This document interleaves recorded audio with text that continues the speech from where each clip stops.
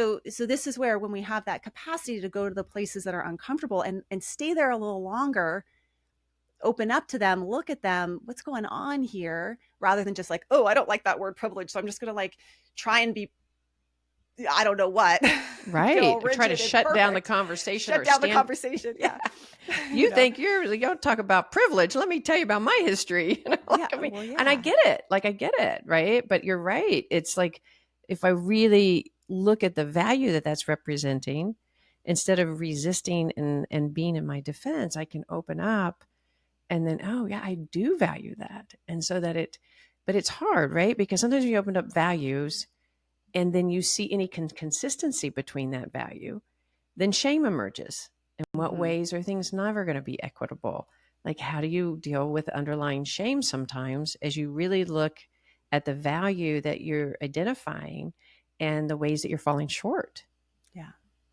And that's why there's all these other processes to help with this. Like, Right. Yeah. shame shows up. So then maybe I could step into, we could work with self here. Mm-hmm. Say more. Is there a bigger self?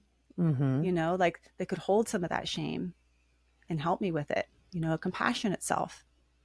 Mm-hmm. Or is there, we're working with acceptance, or working with all the thoughts that are kind of triggering the shame. Can I Right. ask myself, are you sure?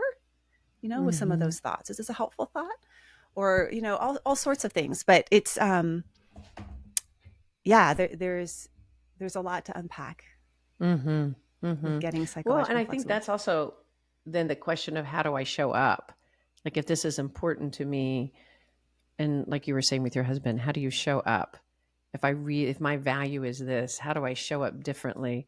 And what a refreshing place that is, because it's so in the present of, how do I show up differently right now, rather than how do I churn about my regret of the past, Mm-hmm. or am I wanting to avoid the most difficult part of the present?